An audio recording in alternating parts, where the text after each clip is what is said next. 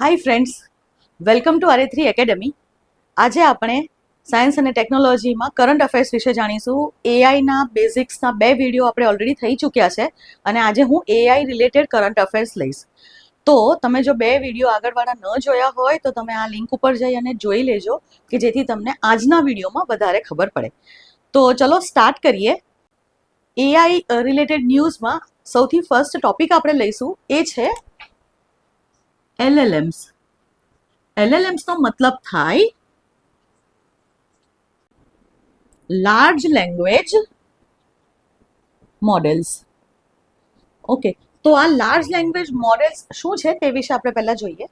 આપણે લાસ્ટ વિડીયોમાં જોયું હતું કે જનરેટિવ એઆઈ એમાં આપણે વાત કરી હતી, એક્ઝામ્પલ લીધું હતું લાર્જ લેંગ્વેજ મોડેલ્સનું કે બધા લાર્જ લેંગ્વેજ મોડેલ્સ એ જનરેટિવ એઆઈનું એક્ઝામ્પલ છે એવું આપણે જોયું હતું. તો જનરેટિવ એઆઈ શું છે એ તમને ન ખબર હોય તો આગળનો વિડીયો જોઈ લેજો. બાકી લાર્જ લેંગ્વેજ મોડેલ્સ એક પ્રકારનું નેટવર્ક જ છે, એ પણ એએનએન જેવી રીતે જ હોય. એમાં ખાલી જે ન્યુરલ નેટવર્ક્સ બનાવવામાં આવે એનું આર્કિટેક્ચર થોડું અલગ થયેલું હોય છે. હવે આ લાર્જ લેંગ્વેજ મોડેલ્સનો ઉપયોગ અત્યારની બધી જ એડવાન્સ્ડ ચેટબોટ્સની જે કંઈ પણ એપ હોય છે, એટલે કે જેટલી એડવાન્સ કન્વર્ઝેશનલ ચેટબોટ્સ તમે વાપરતા હોવ છો એ બધામાં આ લાર્જ લેંગ્વેજ મોડેલનો ઉપયોગ થાય. કન્વર્ઝેશનલ ચેટબોટનો મતલબ એવો થાય કે જેની સાથે તમે કન્વર્ઝેશન કરી શકો, તમે વાર્તાલાપ કરી શકો, કે તમે કંઈ એને પૂછો તો એ તમને જવાબ આપે. એની સામે જો તમે કંઈક કહો તો પણ તે સમજે અને તમને સામે વળતો જવાબ આપે. તો આવા જે મોડેલ્સ હોય એને આપણે કન્વર્ઝેશનલ ચેટબોટ્સ કહીશું. જેમ કે ChatGPT, તમે એને પ્રશ્ન પૂછો છો એ તમને આન્સર આપે છે, તમે જે પણ કામ કહેશો તે તમને કરી આપે છે. કામ તમને ન ગમે તો પણ તમે એને લખી શકો છો, કામ તમને ગમે તો તમે એપ્રિશિએટ કરો તો પણ તે તમને આન્સર આપતું હોય છે. આને કહેવાય કે તમે વાર્તાલાપ કરી શકો છો એની સાથે. તો એવા જે ચેટબોટ્સ છે એ બધા કન્વર્ઝેશનલ ચેટબોટ્સ છે, જેમિનાઈ છે, ક્લાઉડ છે, ઘણા બધા છે એવા. આમાં જે બેક એન્ડ પ્રોસેસ યુઝ થતી હોય છે એને આપણે કહીશું લાર્જ લેંગ્વેજ મોડેલ્સ. એટલે કે લાર્જ લેંગ્વેજ મોડેલ્સનો મતલબ એવો થાય કે એવી applications AI through, machine learning through આપણે એવી એપ્લિકેશન્સ રેડી કરતા હોઈએ છીએ કે જે એપ્લિકેશન મોટા અમાઉન્ટમાં લેંગ્વેજને સમજે, ભાષાને સમજી શકે. અને અહીંયા લાર્જ વર્ડનો મતલબ એ થતો હોય છે કે જ્યારે આને ટ્રેનિંગ આપવામાં આવે તો ઘણો મોટો ડેટા જે ભાષા શીખવવી હોય એના રિલેટેડ એને ફીડ કરવામાં આવતો હોય છે. હા, બીજી વસ્તુ કે જો એક જ લેંગ્વેજમાં પણ જો કોઈ ચેટબોટ તમારી સાથે કન્વર્ઝેશન કરી શકતો હોય, તમારી વાતને સમજી શકતો હોય તો એને પણ આપણે લાર્જ લેંગ્વેજ મોડેલ કહીશું. અને અત્યારના most of the large language models એવા હોય છે કે જે મલ્ટિપલ લેંગ્વેજીસની અંદર અવેલેબલ હોય છે. એટલે કે તમે એની સાથે ગુજરાતીમાં, હિન્દીમાં, કોઈ પણ ભાષાની અંદર જનરલી જે અવેલેબલ હોય ભાષાઓ, ઇન્ટરનેશનલ લેંગ્વેજીસની અંદર તમે એની સાથે કન્વર્ઝેશન કરી શકો છો, તે તમારી ભાષાને સમજશે. ઓકે, તો લાર્જ લેંગ્વેજ મોડેલની ડેફિનેશન શું થશે? ડેફિનેશન એવી છે, એવા પ્રકારની આર્ટિફિશિયલ ઇન્ટેલિજન્સ, એવા પ્રકારની કૃત્રિમ બુદ્ધિમત્તા કે જે હ્યુમન્સની જેમ ભાષાને સમજી શકે, એ ભાષાને પ્રોસેસ કરી શકે, એટલે કે ભાષા ઉપર પ્રક્રિયા કરી શકે, અને એ ભાષાને જનરેટ કરી શકે. એટલે કે જેમાં આપણે બોલીએ છીએ તો આપણે ભાષા જનરેટ કરીએ છીએ એવું કહી શકાય. તો એ જ પ્રમાણે એ ભાષાના જે શબ્દો છે જેને એ જનરેટ કરી શકતી હોય, તો આવી જે સિસ્ટમ આપણે બનાવીએ તેને આપણે લાર્જ લેંગ્વેજ મોડેલ કહીશું. અને ખાસ યાદ રાખવું કે લાર્જ લેંગ્વેજ મોડેલની પાછળ ઓબ્વિયસલી અહીંયા મશીન લર્નિંગ હોય, અને machine learning normal machine learning ન હોય. અહીંયા મશીન લર્નિંગનો પણ પેલો સબસેટ હતો ને, ડીપ લર્નિંગ, એને ડીપ લર્નિંગ કરાવવામાં આવે છે. પણ કોને ડીપ લર્નિંગ થશે? તો અહીંયા એએનએન વગર તો પોસિબલ નથી, ન્યુરલ નેટવર્ક્સ તો જોઈએ. તો અહીંયાના જે એએનએન હોય, અહીંયા જે ન્યુરલ નેટવર્ક્સ વપરાતા હોય છે એને આપણે કહીશું ટ્રાન્સફોર્મર્સ, અથવા તો ટ્રાન્સફોર્મર બેઝડ ન્યુરલ નેટવર્ક. તો આ એક પ્રકારના ન્યુરલ નેટવર્ક છે કે જે 2017માં ગૂગલે ઇન્વેન્ટ કર્યા હતા, અને ત્યાર પછી જ તમારી આ જે બધી ChatGPT છે, જેમિનાઈ છે, આ ટાઈપના ચેટબોટ્સ અસ્તિત્વમાં આવ્યા હતા કે જે તમારી સાથે કન્વર્ઝેશન કરી શકે અને હ્યુમનની જેમ જ ભાષાનું પ્રોસેસિંગ કરી, શબ્દોનું પ્રોસેસિંગ કરી અને શબ્દો જનરેટ કરી આપે, નવું ટેક્સ્ટ તમને જનરેટ કરી આપે. તો આ જે ટ્રાન્સફોર્મર્સ છે એ પણ એક પ્રકારના ન્યુરલ નેટવર્ક્સ જ છે. પણ આ ન્યુરલ નેટવર્ક્સ થોડા અલગ રીતના કામ કરતા હોય છે અને તેથી તેને ટ્રાન્સફોર્મર્સ કહીશું. અહીંયા આ જે ટ્રાન્સફોર્મર્સ છે તેનું ડીપ લર્નિંગ કરાવવામાં આવતું હોય છે, એટલે કે ડીપ લર્નિંગ થાય. તો મશીન લર્નિંગ એ એઆઈનો ઉપગણ હતો, એઆઈનો જ એક પાર્ટ છે, અને આ મશીન લર્નિંગનો જ પાર્ટ હતો. આપણે જોયું હતું કે ડીપ લર્નિંગ. તો આ જે ડીપ લર્નિંગ છે એ આ ટ્રાન્સફોર્મર્સને કરાવવામાં આવે અને જેના આધારે તે કરી શકે. હવે એકચ્યુઅલી ન્યૂઝની અંદર કવર આવું થયેલું છે કે આ ટ્રાન્સફોર્મર્સની ટ્રેનિંગ કઈ રીતના કરવામાં આવતી હોય છે અને એના બેઝડ તમને ક્વેશ્ચન્સ આવી શકે છે મિત્રો. તો અહીંયા આની ટ્રેનિંગ કેવી રીતે કરાય, અહીંયા આનું ડીપ લર્નિંગ કઈ રીતના કરાવવામાં આવે છે તે વિશે આપણે જાણવું પડે. તો અહીંયા મોસ્ટ ઓફ 3 સ્ટેજીસની અંદર ડીપ લર્નિંગ થતું હોય છે અને ટ્રેનિંગ થતી હોય છે. સી, ટ્રેનિંગ પહેલાંનો એક ફેઝ છે કે જે માણસોએ કરવો પડે, કે જેમ કે ડેટા ગેધર કરવા પડે. ઘણા મોટા અમાઉન્ટમાં તમારી પાસે ટેક્સ્ટ, તમારી પાસે ભાષા, તમારી પાસે દરેક વસ્તુઓ હોવી જોઈએ. કેમ કે આને તમારે વાંચવા આપવાની છે બુક્સ. વાંચ્યા વગર તો ભાષા આવડે નહીં, એને ભાષા શીખવાડવાની છે, અને એટલે ભાષા રિલેટેડ ઘણી બધી વસ્તુઓ તમારી પાસે પહેલેથી હોવી જોઈએ અને એને ક્યુરેટેડ કરી રાખવી પડે. ક્યુરેટેડ કરવાનો મતલબ છે કે તેને તમે છણાવટ કરી રાખો કે કઈ ભાષા આને શીખવવી છે અને કઈ રીતની ભાષા આને શીખવવી છે. ઓકે, સો એ વસ્તુ છે. એટલે કે આની પાસે ઘણા બધા ડેટા ઓલરેડી આપણે તૈયાર કરી રાખ્યા છે. હવે અહીંયા આપણે આને પહેલું જે સ્ટેજ છે, આ પહેલા સ્ટેજને કહેવાય છે, અહીંયા આપણે ટ્રાન્સફોર્મર્સની ટ્રેનિંગ કઈ રીતના થતી હોય છે તે વિશે જોઈએ છે. તો ટ્રેનિંગનું ફર્સ્ટ સ્ટેજ છે જેને કહેવાય છે પ્રી ટ્રેનિંગ. જેમ આપણે પણ પ્રી સ્કૂલમાં જતા હોઈએ છીએ ને, પ્લે સેન્ટર જેને આપણે કહેતા હોઈએ છીએ, તો એ જે પ્રી સ્કૂલ હોય એમાંની પણ પ્રી ટ્રેનિંગ કરવામાં આવે. એટલે કે અરાઉન્ડ પ્રાઇમરી ટાઈપની ટ્રેનિંગ હોય. આ પ્રાઇમરી ટ્રેનિંગની અંદર શું કરવામાં આવે છે કે આને લાર્જ ડેટા ફીડ કરવામાં આવે છે. અને આ ડેટા ક્યાંથી લેવામાં આવશે? તો આ ડેટા બુક્સ પ્રોવાઈડ કરવામાં આવે, એટલે પીડીએફ્સ જે અવેલેબલ હોય, ડિજિટાઇઝેશન થઈ ગયેલું હોય એવી બધી બુક્સ. તો આને બુક્સ આપવામાં આવે. વિકીપીડિયાથી ઇન્ફોર્મેશન પ્રોવાઈડ કરવામાં આવશે. ઘણા બધા સોર્સિસ હોઈ શકે છે. ઇન્ટરનેટ એક્સેસ આપવામાં આવે એને, કે જો એ બુક્સ જેટલી એણે વાંચી છે એમાં જો ડેટા ના હોય તો ઇન્ટરનેટનો સર્ચ કરી શકે છે. દેન કોડ રિપોઝિટરીઝ, આનો મતલબ કોડ રિપોઝિટરીઝ, આનો મતલબ થાય કે પ્રોગ્રામ્સ, કોડ્સ, ઠીક છે, જે લેંગ્વેજીસ હોય તે. તમે જો એને કહેશો કે તમે જો એને એવું કહેશો કે મને એક સી પ્રોગ્રામિંગનો કોડ લખી આપ આ વસ્તુ માટે, તો એ તમને એ પણ લખી આપશે. તમે એને કહેશો કે મને જાવાનો કોડ લખી આપ, તો એ કોડ લખતું હોય છે. એટલે કે કોડ્સ પણ એને પ્રોવાઈડ કરવામાં આવતા હોય છે. તો એ પ્રમાણે અહીંયા બુક્સ, ઇન્ટરનેટ એક્સેસ આપવામાં આવે, અને વિકીપીડિયા થ્રુ ડેટા ફીડ કરવામાં આવે, અને ઇન્ટરનેટ એક્સેસ હોય એટલે કે જ્યાં જ્યાં ઇન્ફોર્મેશન હશે એ વાંચી શકશે. અહીંયા થાય શું? તો આ જે ડેટા હોય એને ટ્રાન્સફોર્મર કરશે શું? એ ટ્રાન્સફોર્મર્સ આ ડેટાને ટોકન્સમાં ડિવાઈડ કરશે. આનો મતલબ એ છે કે સપોઝ એને જે પ્રોમ્પ્ટ આપવામાં આવતા હોય, અથવા તો આપણે જે કંઈ પણ વર્ડ્સ અથવા એ જો કોઈ સ્ટેટમેન્ટ વાંચતું હોય તો એ સ્ટેટમેન્ટની એક નાની નાની ટોકન જનરેટ કરે. એટલે કે સ્ટેટમેન્ટના નાના નાના પાર્ટ્સ કરી નાખશે. ઓકે, હવે થશે શું કે ટોકન નંબર 1 આવી રીતના જનરેટ થયેલી હોય તો પહેલી ટોકનને એ જોશે ખાલી, તો એ શબ્દને સમજવાનો ટ્રાય કરશે. હવે આ શબ્દને સમજવા માટે એની પાસે પેલો જે ડેટા હતો એને સર્ચ કરશે. પછી અહીંયા પ્રિડિક્ટિવ એનાલિસિસ થતી હોય છે. હવે આ જે ટોકનની અંદર જ્યારે કન્વર્ટ કરવામાં આવતા હોય છે વર્ડ્સને, આનો મતલબ એ છે કે એને ડિજિટલ લેંગ્વેજની અંદર કન્વર્ટ કરવામાં આવે. કમ્પ્યુટર 0-1 એટલે કે બાઇનરી લેંગ્વેજ શીખતું હોય છે, સમજતું હોય છે.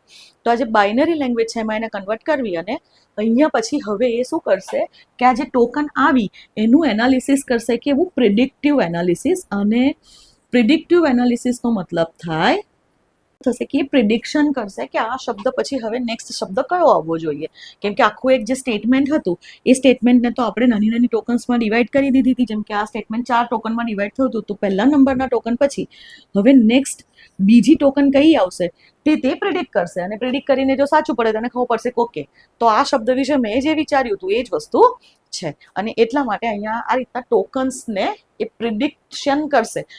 તો જે પ્રિડિક્ટિવ એનાલિસિસ કરવા માટે એ પ્રોબેબિલિટી એટલે કે સંભાવનાનો ઉપયોગ કરે. તો તમે ગણિતની અંદર સંભાવનાનું આખા ચેપ્ટર્સ ભણેલા છો કે સપોઝ આપણે આવું ભણતા ને કે કોઈ કાર્ડ્સનું જે રેક છે, આ કાર્ડ્સમાંથી એકો આવવાની સંભાવના કેટલી? આવા ક્વેશ્ચન તમને CSET ની અંદર પણ પૂછાય છે. તમને મેથ્સ વાળા જે કંઈ પણ આપણા મેથ્સ એન્ડ રીઝનિંગ વાળો જે પાર્ટ હોય છે GPSC નો, એમાં પણ પૂછાય છે. તો એ વસ્તુ કે એક ડાઈસ છે ને તમે રોલ કરતા હોવ તો 6 આવવાની સંભાવના કેટલી છે, અથવા બે ડાઈસ અગર સાથે રોલ કરો તો 1 અને 6 આ બંને એક સાથે આવવાની સંભાવના કેટલી? તો આ જે સંભાવના છે એ શું થઈ ગયું? મેથ્સ થઈ ગયું. અને એટલે એ શું કરશે કે અહીંયા આ જે ટોકન્સ છે એનું મેથેમેટિકલ એનાલિસિસ કરશે. એટલે કે પાછળથી મેથેમેટિકલ એનાલિસિસથી એ આન્સર શોધવાનો ટ્રાય કરશે. ઓકે મિત્રો, તો બસ આ જ છે કે ટોકનમાં ડિવાઈડ કરે, પ્રિડિક્ટિવ એનાલિસિસ કરે અને એ પ્રમાણે એ શીખે. અને આ જે નેક્સ્ટ ટોકન પ્રિડિક્શન કરશે આનાથી તે શું કરશે, તો એ પહેલાં તો આપણી ભાષાને સમજવાનો ટ્રાય કરશે, ગ્રામર શીખવાનો ટ્રાય કરશે કે ઓકે ગ્રામેટિકલી કરેક્ટ સ્ટેટમેન્ટ કેવી રીતે લખાય, કે વ્યાકરણની દ્રષ્ટિએ શુદ્ધ વાક્યો કેવી રીતના બનાવવા, તો એ ગ્રામર શીખે. એટલે કે બેઝિક લેંગ્વેજની લર્નિંગ હોય તો અહીંયા આગળ એ છે કે એ ગ્રામર શીખશે, એ શબ્દોનો મિનિંગ શીખશે, શબ્દો વિશે જાણશે કે આ શબ્દ એટલે શું, આ શબ્દમાં શું હોઈ શકે છે, અને નેક્સ્ટ ટોકન પ્રિડિક્શન કરી અને એ પૂર્વધારણાઓ લગાવીને ઘણી હ્યુમન લેંગ્વેજની જે અમુક ન્યુઆન્સીસને શીખશે. અને આ જ સ્ટેજ છે કે જે બેઝ મોડેલ એક તૈયાર કરી આપશે આપણને. એટલે કે આ ટોકનવાળું જે ફેઝ છે પ્રી ટ્રેનિંગ, એનાથી એક બેઝ મોડેલ રેડી થઈ જશે કે હવે એ નેક્સ્ટ ટ્રેનિંગ માટે રેડી છે. પરંતુ એ નેક્સ્ટ ફેઝ માટે રેડી છે, પણ હજી સુધીમાં ઇન્સ્ટ્રક્શન્સ એ ફોલો નહીં કરી શકે. જેમ કે તમે એને કહેશો કે સમરાઇઝ કરી આપ, તો એ નહીં કરી આપે, હજી એ પ્રાઇમરીમાં છે. ઓકે, તો એ સમજી લો એ રીતના. એટલે હવે આપણે નેક્સ્ટ સ્ટેજ લઈએ. તો નેક્સ્ટ સ્ટેજનું નામ છે ફાઇન ટ્યુનિંગ. આ સ્ટેજની અંદર હવે ઓલરેડી આને ભાષા શીખી લીધી છે, આને ખબર પડી ગઈ છે ભાષા શીખવામાં. હવે અહીંયા ફાઇન ટ્યુનિંગ કરવામાં આવશે કે એને હવે ટ્રેન કરવામાં આવશે કે હવે કોઈ ઇન્સ્ટ્રક્શન એને આપવામાં આવશે, આ ઇન્સ્ટ્રક્શનના બદલામાં એને જવાબ કઈ રીતે લખવો તે એને શીખવવામાં આવશે, કે અથવા તો બોલવો, વોઇસથી પણ ચેટ થઈ શકે છે આમાં. તો જે રિસ્પોન્સ છે એ રિસ્પોન્સ એટલે કે ઇન્સ્ટ્રક્શન રિસ્પોન્સની પેર્સ ઓલરેડી તૈયાર કરવામાં આવે, જેને કહીશું આપણે પ્રોમ્પ્ટ રિસ્પોન્સ પેર્સ. તો પ્રોમ્પ્ટ રિસ્પોન્સ પેર, હું લખું આ વર્ડ્સને તો તમને વધારે ખબર પડશે કે ફાઇન ટ્યુનિંગ સ્ટેજની અંદર પ્રોમ્પ્ટ રિસ્પોન્સ પેર્સ ઓલરેડી હોય. સિમ્પલ, આપણને જેમ શીખવાડવામાં આવે ને કે વોટ ઇઝ યોર નેમ પૂછે કોઈ, તો તારે જવાબ આપવાનો કે માય નેમ ઇઝ રોશની. તો આ જે વસ્તુ છે, પ્રોમ્પ્ટ એટલે વોટ ઇઝ યોર નેમ અને રિસ્પોન્સ એટલે માય નેમ ઇઝ રોશની. તો આ જે પ્રોમ્પ્ટ રિસ્પોન્સ પેર્સ છે આપણને શીખવાડવામાં આવી હતી, એ જ રીતે અહીંયા પણ આવું થશે કે એક વખત ભાષા શીખી લીધા પછી તેને એવું સમજાવવામાં આવશે કે જ્યારે ઇનપુટ જે આવે, તમને જે ક્વેશ્ચન આપ્યો હોય એ ક્વેશ્ચનના આધારે તમારે જવાબ કઈ રીતે તૈયાર કરવો, કે તમને શું પૂછ્યું હોય તો એના જવાબમાં તમારે શું લખવું. તો આ વસ્તુ આને કહેવાશે ફાઇન ટ્યુનિંગ કરવાનું. એટલે કે અહીંયા ઘડી હવે હ્યુમન એક્સપર્ટ્સ હોય, અહીંયા હ્યુમન્સનો હાથ હોય અને તે ચેક કરતું રહેતું હોય કે ઓકે એ ક્વેશ્ચન પૂછે, સામે જવાબ શું આવવાનો છે, કઈ રીતે જવાબ તૈયાર કરવાનો છે. આપણને પણ શીખવાડવામાં આવે ને કે લેટર રાઇટિંગ કોઈ પૂછે કે ચલો લેટર રાઇટિંગ કરવાનું છે એક્ઝામમાં, તો તમને ટીચર પહેલાં શીખવાડે છે ને કે આવું ફોર્મેટ હોવું જોઈએ લેટરનું. લેટરમાં તમારે આ રીતે સંબોધન કરવાનું હોય, આ રીતે સમાપન કરવાનું હોય, એડ્રેસ આ બાજુ લખવાનું, કોમા ક્યાં આવશે, ફૂલ સ્ટોપ ક્યાં આવશે. તો આ બધી વસ્તુ જેમાં આપણે શીખતા હોઈએ છીએ એ જ રીતે અહીંયા પણ સેમ વસ્તુ હોય છે કે રિસ્પોન્સ કઈ રીતે કરવાનો તે પણ શીખવવામાં આવશે. અને એટલે હવે આ ઘણી બધી રીતે તૈયાર થઈ ગયું છે. અહીંયા હજી સુધી હ્યુમન્સ સામે ને સામે હોય અને તે શીખવતા હોય. સપોઝ કોઈ ખોટો આન્સર આવે તો એ શીખવાડે કે ના આવી રીતે કરવાનું. પછી હવે એકચ્યુઅલી એની એક્ઝામ લેવામાં આવશે, એટલે કે થર્ડ સ્ટેજને કહેવામાં આવે છે RLHF. એનું ફૂલ ફોર્મ થશે reinforcement learning from human feedbacks. RLHS, reinforcement learning from human feedbacks. આનો મતલબ એ છે કે આપણી એક્ઝામ જેમ લેવામાં આવે છે ને કે આપણને લેટર રાઇટિંગ શીખવાડી દીધું, પછી મેડમ ટેસ્ટ લે ને કે સર જે હોય તે તમારા ટીચર, તો ટીચર પછી ટેસ્ટ લે કે ઓકે તમને આવડી ગયું કે નહીં લેટર લખતા. પછી ન આવડ્યું હોય તો ત્યાં તમારા પેલા રાઉન્ડ આવે, ભૂલો તમારી સુધારવાનો ટ્રાય કરશે. ઓકે, આપણી એક્ઝામ લેવામાં આવે છે કે આપણે એક સ્ટેન્ડર્ડ પૂરું કરીએ પછી એક્ઝામ હોય કે આપણે કેટલું શીખ્યા, તે આપણે બરાબર શીખ્યા કે નથી શીખ્યા, તો એના માટેનું ઇવેલ્યુએશન. એટલે કે આ સ્ટેજ છે ઇવેલ્યુએશનનું સ્ટેજ છે કે જેની અંદર અહીંયા હ્યુમન એક્સપર્ટ્સ બેસે. હવે નોર્મલ એને પ્રોમ્પ્ટ આપવામાં આવે, હવે એને રિસ્પોન્સ નથી કહેવામાં આવતો. અહીંયા શું હતું કે એને પ્રોમ્પ્ટ પ્લસ રિસ્પોન્સ બંને શીખવવામાં આવતા હતા. હવે એને રિસ્પોન્સ નહીં શીખવાડે, અહીંયા જસ્ટ પ્રોમ્પ્ટ આપશે. આ પ્રોમ્પ્ટના જવાબમાં એને કહેવામાં આવશે કે તારે 3, 4, 5 જવાબો તૈયાર કરવાના એક જ પ્રોમ્પ્ટના. ઓકે, હવે જે કંઈ પણ એને કહેવામાં આવી, જે ઇન્સ્ટ્રક્શન આપવામાં આવી એના આધારે એને સપોઝ 4 જવાબ તૈયાર કર્યા. હવે હ્યુમન એક્સપર્ટ એ ત્યાં બેસશે, એ બેસી અને એ બધા રિસ્પોન્સીસને વાંચશે અને પછી એનું રેટિંગ કરશે કે 10 out of 9, 10 out of 1, 10 out of -1. Okay, કે આવો તો રિસ્પોન્સ હોવો જ ન જોઈએ, આ રિસ્પોન્સ પ્રોપર છે, આ રિસ્પોન્સ એવરેજ છે, અને આનાથી આને ખબર પડશે કે ઓકે શું થયું. આપણને પણ એવું હોય ને કે આપણે જો લેટર રાઇટિંગમાં 10 માર્કનો નિબંધ આપણને પૂછ્યો હોય ને આપણે જો 8 આવી જાય તો આપણને ખબર પડે કે ઓકે સેટિસ્ફેક્ટરી છે, મારો નિબંધ ઘણો સારો મારો પત્ર ઘણો સારો લખાયો છે. પણ જો આપણા માર્ક્સ 2 આવે તો કે 1 માર્ક આવે તો આપણને ખબર પડે કે બહુ બધું કંઈક ખોટું લખ્યું છે. તો આપણે પછી બીજી વખત જ્યારે કરીશું તો એને આપણે સુધારીશું ને અહીંયા જ વસ્તુ કરવામાં આવશે. એટલે કે અહીંયા એક્ઝામ લેવામાં આવશે. ઇન શોર્ટ એવું સમજો ને તો આ જે RLHF સ્ટેજ છે, છેલ્લું સ્ટેજ છે કે જ્યાં ફીડબેક એને હ્યુમન્સ આપશે અને એને રેટ કરશે, અને આ રીતે આ જે હ્યુમનનો ફીડબેક છે એના આધારે આ આપણું જે લાર્જ લેંગ્વેજ મોડેલ છે વધારે સારી રીતે શીખશે કે કેવા રિસ્પોન્સીસ હ્યુમન્સને ગમે, હ્યુમન્સને કેવા રિસ્પોન્સ આપવા જોઈએ. નો ડાઉટ અહીંયા એ પણ છે કે ભૂલ કરી શકે છે. ઓકે, આપણે પણ ભૂલ કરીએ ને. આજે પણ આપણે એક્ઝામ આપવા જઈએ તો નથી હોતું કે ઘણી વખત ખોટું લખીને આવતા હોઈએ છીએ, તો એ ભૂલ તો કરી શકે છે, પણ તેમ છતાંય એને આ રીતના ટ્રેન કરવામાં આવશે. અને બીજી વસ્તુ કે આને ખાસ આ જે RLHF ફેઝ હોય છે એની અંદર એકચ્યુઅલી હ્યુમન વેલ્યુઝ અને હ્યુમન એથિક્સ સાથે એને ટ્રેન કરવામાં આવે છે કે આવી લેંગ્વેજમાં જવાબ ના અપાય, તોછડાઈને જવાબ ના અપાય. આપણને પણ જેમ શીખવવામાં આવતું હોય છે ને કે હંમેશા સાચું બોલવાનું, જૂઠું નહીં બોલવાનું. ઘણી વખત આપણને કે આ રીતે જવાબ નહીં આપવાનો, ગુસ્સે થઈને શા માટે જવાબ આપવાનો, તારે જવાબ આ રીતે આપવો જોઈએ. તો એ જે વસ્તુ છે કે હ્યુમન વેલ્યુઝની સાથે અલાઇન હોવા જોઈએ આના જવાબો, એથિકલ હોવા જોઈએ જવાબો. કે એવું ના હોય કે કોઈ એવું કહે કે આ just I want to murder someone, what should I do. હા, મર્ડર કરી દે તને ગમતું હોય તો, આવું એ ના કહી શકે. ઓકે, અહીંયા એને કહેવું જોઈએ કે ના, એ તો ન જ કરવું જોઈએ. ગુસ્સો શાંત કરવા માટે આપણે ચલો બીજી વાતો કરીએ, આ રીતના.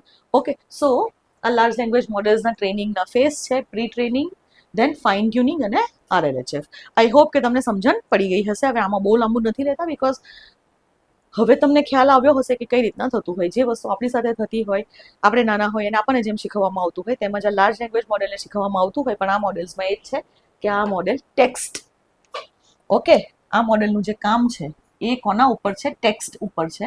એટલે કે શબ્દો ઉપર કામ છે, કે જે શબ્દો જનરેટ કરી આપતું હોય. હવે આજના લાર્જ લેંગ્વેજ મોડેલ્સની અંદર તમે એવું જોયું હશે, જેમ કે આપણા જેમિનાઈનું નેનો બનાના, કે જે તમને ઇમેજીસ પણ ક્રિએટ કરી આપે છે. ઓકે, ChatGPT પણ ઇમેજીસ ક્રિએટ કરી આપે છે. તો એની અંદર બીજા અમુક મૂકતા હોય છે, એના જે ટ્રાન્સફોર્મર્સ હોય છે એ ટ્રાન્સફોર્મર્સ એ પિક્સેલ ઉપર કામ કરે. ઓકે, તો આ પણ યાદ રાખવાનું કે ઇમેજ જનરેટિવ જે લાર્જ લેંગ્વેજ મોડેલ્સ હોય છે, ઇમેજ જનરેશનના કે વિડીયો જનરેશનના જે સોફ્ટવેર હોય એ ટેક્સ્ટની જગ્યાએ કોના ઉપર કામ કરશે? એ પિક્સેલ ઉપર કામ કરશે. અહીંયા પણ પિક્સેલની ટોકન બનાવવામાં આવે નાની નાની, અને એ ટોકન થ્રુ પછી એમાં કલર અને એની અંદર જે વસ્તુ આપણે માંગી હોય એ પ્રમાણે મૂકવામાં આવશે. ક્લિયર છે મિત્રો? ચલો આગળ જઈએ. પણ અહીંયા ખાસ યાદ રાખવાનું કે આ જે મોડેલ છે એમાં ભૂલ થવાની શક્યતા છે. શા માટે ભૂલ થાય? તો આપણે અહીંયા આ જે પેલો લાર્જ ડેટા, આ જે ડેટા ફીડ કર્યો છે ને એ ડેટા કેવા પ્રકારનો છે એના આધારે એના બાયસીસ જનરેટ થાય. કે એને જે શીખવવામાં આવ્યું હોય તે જે શીખે ને. આપણને નાનપણથી જે વસ્તુ શીખવવામાં આવી હોય કે હા હવે ચાલે, એક્ઝામમાં તો કે કંઈ નહીં, ના આવડે તો કોપી કરી લેજે, તો એ જો નાનપણથી તમે એને એવું શીખવાડ્યું હોય તો એ મોટો થઈને પછી એ જ વિચારે ને કે હા કોપી કરવું એક્ઝામમાં એ તો કંઈ ના કહેવાય, ચાલે. તો એ જ વસ્તુ અહીંયા છે કે એને કેવો ડેટા ફીડ કરવામાં આવ્યો છે, શું શીખવવામાં આવ્યું છે, એના આધારે એના બાયસીસ રેડી થતા હોય છે. બીજું કે આને ઇન્ટરનેટનો એક્સેસ ઓલરેડી આપેલો છે અને તેથી તે ઇન્ટરનેટમાંથી બી ઘણી બધી વસ્તુ શીખશે.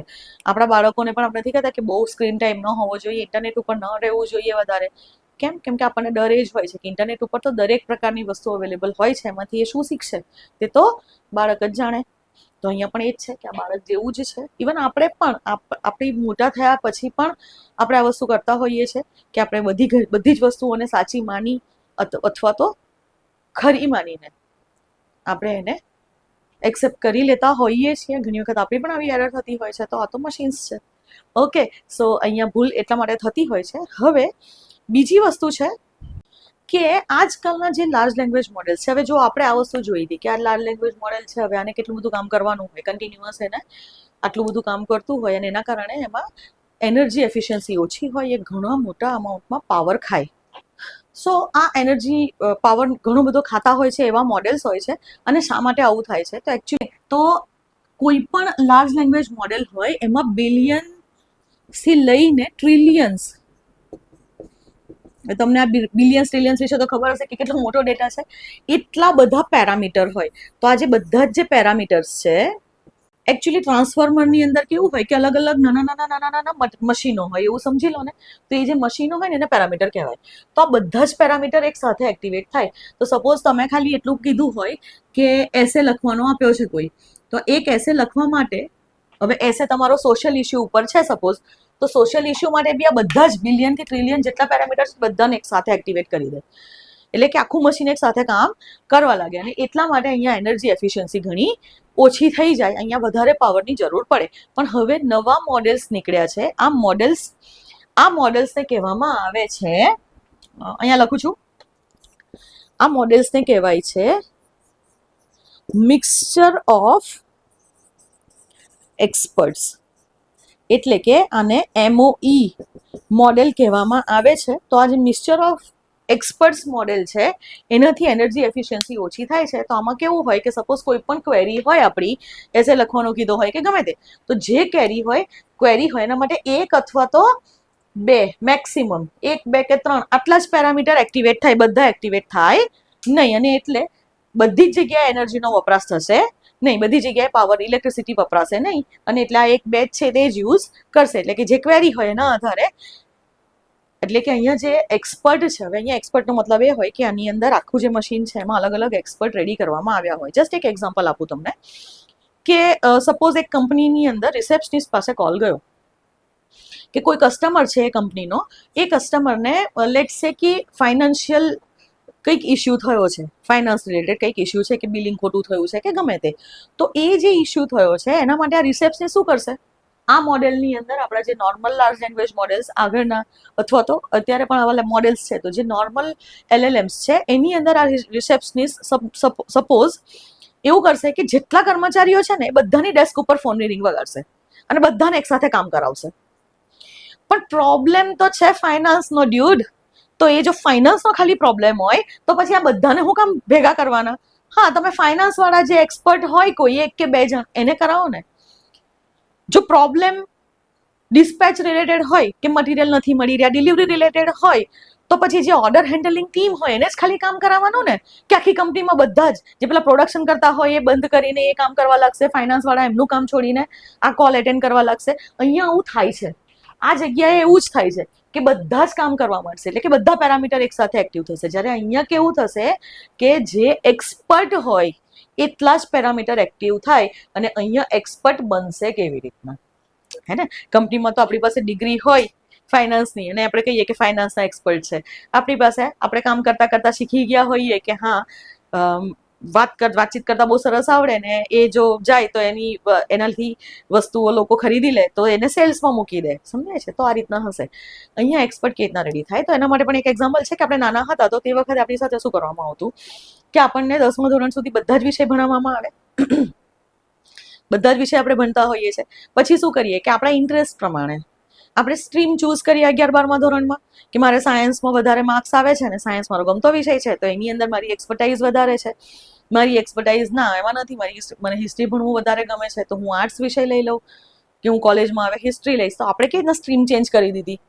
ઇવન તમે જો સપોઝ કોઈ કંપનીનું એક્ઝામ્પલ લો તો એ જગ્યાએ પણ એવું હોય કે એક્સપર્ટાઇઝ ડેવલપ થઈ જાય કે તમે બધા જ પ્રકારના કામ તમને સોંપવામાં આવે, આ કામની અંદરથી તમારી એક્સપર્ટાઇઝ કરતા કરતા તમને ખબર પડી જાય કે ઓકે આ કામમાં હું વધારે સારી છું, તો પછી એ જ કામ મને મળે અને પછી એ કામ કન્ટિન્યુઅસ કરતા કરતા હું એક્સપર્ટ બની જાઉં. તો એ જ વસ્તુ અહીંયા છે કે એક્સપર્ટ આ રીતે અહીંયા પણ ડેવલપ થાય કે ઘણા બધા પેરામીટર્સ છે કે એક આ લાર્જ લેંગ્વેજ મોડેલમાં આ રીતના બહુ બધા પેરામીટર્સ છે. તો આ બધા પેરામીટર્સને પહેલા તો બધું શીખવવામાં આવશે, બધાની આ બધી ટ્રેનિંગ થતી હોય.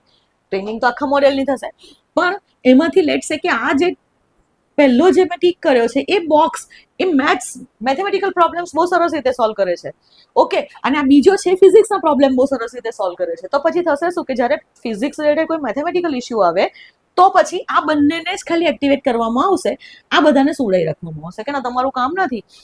અમુક હોય કે જે કવિતા લખવામાં અથવા તો લેંગ્વેજની અંદર બહુ સારો હોય તો પછી ખાલી ભાષાવાળી વસ્તુ આવે તો ખાલી આને જ એક્ટિવેટ કરવાનો, સમજાય છે?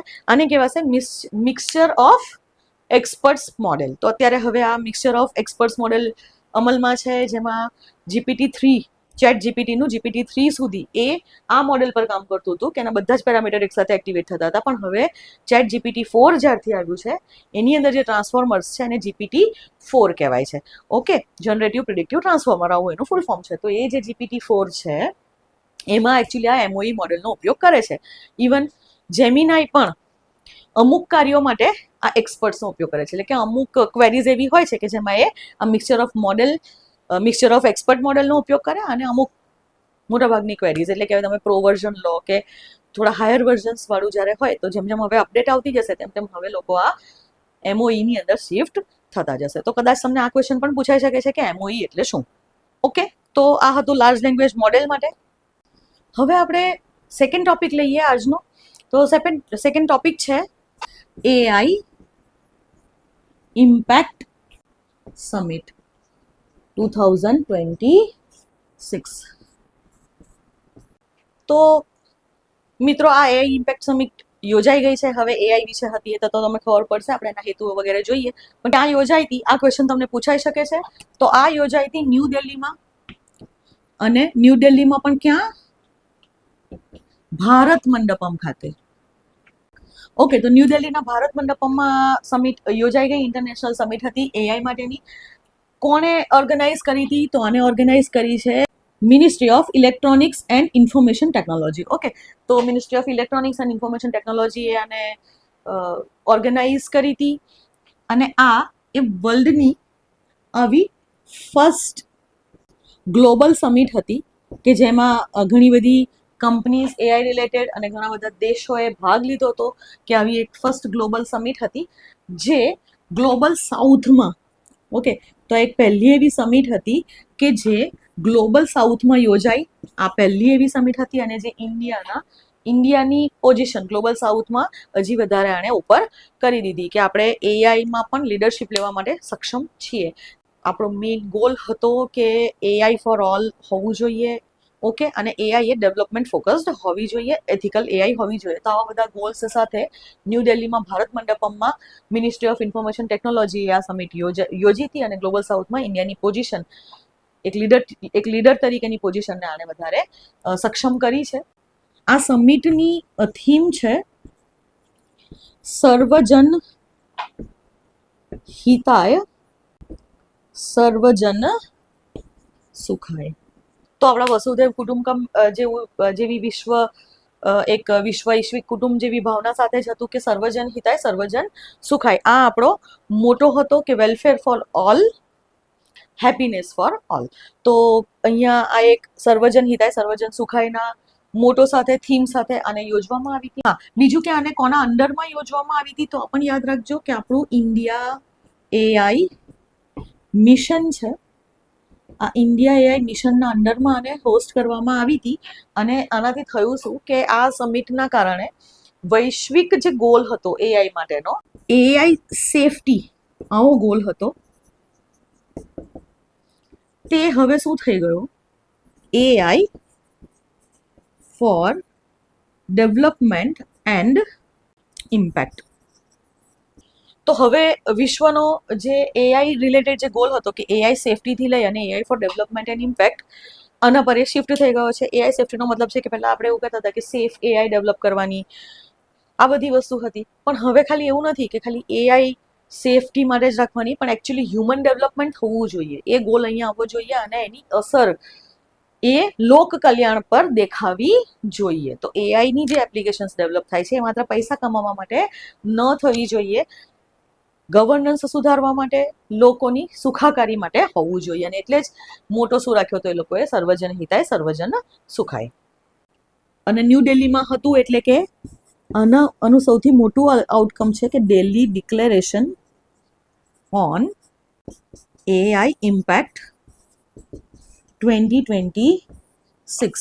તો આ Delhi declaration on AI impact એને સાઇન કરવામાં આવ્યો કે જેમાં 89 કન્ટ્રીઝ 89 કન્ટ્રીઝે આને સાઇન કર્યું છે. અને મતલબ કે 89માં દેશો અને ઇન્ટરનેશનલ ઓર્ગેનાઇઝેશન, તો 89 જેટલા દેશો અને ઇન્ટરનેશનલ ઓર્ગેનાઇઝેશન્સ છે આને સાઇન કર્યું છે Delhi declaration on AI impact. તો દિલ્હી ડિક્લેરેશન મિત્રો ઘણા બધા છે. હવે તમારે એ ધ્યાન રાખવાનું કે આ દિલ્હી ડિક્લેરેશન ન્યૂ દિલ્હીમાં સાઇન થયું છે એટલે એનું આવું નામ છે. અને એઆઈ માટેનું હતું આ કે 2026માં ભારત મંડપમાં રચાયેલી આ સમિટની અંદર આને સાઇન કરવામાં આવ્યું છે. તમારે મને કમેન્ટ કરીને જણાવવાનું છે કે દિલ્હી ડિક્લેરેશન બીજી કઈ કઈ મેટર્સ માટે છે. ઓકે, તો હવે કેટલા ટોટલ દિલ્હી ડિક્લેરેશન છે અને કઈ કઈ મેટર્સ માટે છે તે તમારે મને કમેન્ટ કરીને જણાવવાનું છે. તમારે સ્ક્રીનશોટ લેવો હોય તો લઈ લો. આટલી એઆઈ ઇમ્પેક્ટ સમિટ ઉપર આટલી વસ્તુ ઇમ્પોર્ટન્ટ છે કે ક્યાં યોજાયું હતું, કઈ મિનિસ્ટ્રીએ અને યોજ્યું હતું, કયા મિશનના અંડરમાં હતું. બીજું કે ગ્લોબલ સાઉથની અંદર યોજાનારું આવું હોસ્ટ થનારું આવું પહેલું એઆઈ ઇમ્પેક્ટ સમિટ હતી આ, અને એની થીમ કઈ હતી, સર્વજન હિતાય સર્વજન સુખાય. અને હવે ફોકસ એઆઈ સેફટીથી ક્યાં શિફ્ટ થયું, AI four development and impact, અને ત્યાં દિલ્હી ડિક્લેરેશનને એ લોકોએ સાઇન કર્યું. ચલો હવે આપણે આઉટકમ્સ વિશે જોઈએ. તો હવે આપણે દિલ્હી ડિક્લેરેશનના આઉટકમ્સ શું હતા, અથવા તો આ સમિટના આઉટકમમાં સૌથી મેઇન છે દિલ્હી ડિક્લેરેશન અને એના અંદરમાં ફ્રેમવર્ક કેવું હતું. તો અહીંયા આગળ 2 કન્સેપ્ચ્યુઅલ ફ્રેમવર્કની અંદર આને રાખવામાં આવ્યું હતું. દિલ્હી ડિક્લેરેશનમાં 2 કન્સેપ્ચ્યુઅલ ફ્રેમવર્ક હતા. એક તો એમણે 3 સૂત્રો આપ્યા કે 3 સૂત્રસ એટલે કે 3 પિલર આપ્યા, અને 7 ચક્ર આપ્યા, 7 ચક્રસ એટલે વર્કિંગ ગ્રુપ. આ 3 સૂત્રો કયા હતા? તો આ 3 સૂત્રો છે પીપલ, 3 P's યાદ રાખવાના છે અહીંયા. બીજું છે પ્લેનેટ, ત્રીજું છે પ્રોગ્રેસ. તો આ 3 સૂત્ર આપ્યા, પીપલ, પ્લેનેટ અને પ્રોગ્રેસ. તો આનો મતલબ શું છે કે આ 3 પિલર્સ છે કે એઆઈ ફોર પીપલ. ઓકે, તો એઆઈનો ઉપયોગ અથવા એઆઈની એપ્લિકેશન્સ ડેવલપ હોવી જોઈએ લોકો માટે, લોકોના સુખાકારી માટે. બીજું છે કે પ્લેનેટ, એટલે કે જ્યારે પણ એઆઈની એપ્લિકેશન ડેવલપ કરીએ તો તે વખતે ધ્યાન રાખવું જોઈએ કે એન્વાયરમેન્ટને એક તો ઓછું નુકસાન થાય, એટલે એવા મોડેલ્સ વિકસાવવા જોઈએ, અને સાથે સાથે એવા મોડેલ્સ વિકસાવવા જોઈએ કે જે પ્લેનેટનું રક્ષણ કરે. એન્વાયરમેન્ટલ ફિલ્ડની અંદર આપણે જોઈએ છે કે કઈ રીતે પોલ્યુશન ઓછું થાય એવા મોડેલ્સ, એટલે કંઈક એવી બધી એપ્સ ડેવલપ થવી જોઈએ કે જે સસ્ટેનેબલ પ્રેક્ટિસીસને ફોલો કરતી હોય, સસ્ટેનેબલ પ્રેક્ટિસીસનો ફેલાવો કરતી હોય. બીજી વસ્તુ છે કે પ્લેનેટનું રક્ષણ થાય એ પ્રમાણેના કંઈક ઉપાયો સૂચવતી હોય, આવી એઆઈને ડેવલપ કરવી જોઈએ. Then resource efficient AI system હોવી જોઈએ, રિસોર્સ એફિશિયન્સી વધારે તેવા એઆઈ સિસ્ટમ્સ અથવા એઆઈ મોડેલ્સ ડેવલપ કરવા જોઈએ, અને ક્લાઇમેટ રેઝિલિયન્સ માટે પણ એઆઈનો ઉપયોગ કરવો જોઈએ. તો પ્લેનેટની અંદર આ વસ્તુ આવશે કે સસ્ટેનેબિલિટી, ક્લાઇમેટ રેઝિલિયન્સ, અને ત્રીજું આવશે કે રિસોર્સ એફિશિયન્સી પર ધ્યાન આપી અને આ પિલર એ છે કે એ રીતના એઆઈ ડેવલપ કરવી જોઈએ. અને પ્રોગ્રેસનો મતલબ તો એ જ છે કે સોશિયો ઇકોનોમિક ડેવલપમેન્ટ લોકોનું થાય, હેલ્થ કેર ક્ષેત્રે, એજ્યુકેશન ક્ષેત્રે એઆઈનો ઉપયોગ કરવાનો, પબ્લિક સર્વિસ ડિલિવરીમાં એઆઈનો ઉપયોગ, ગવર્નન્સની અંદર એઆઈનો ઉપયોગ, એ આ પ્રોગ્રેસવાળા એમાં આવશે.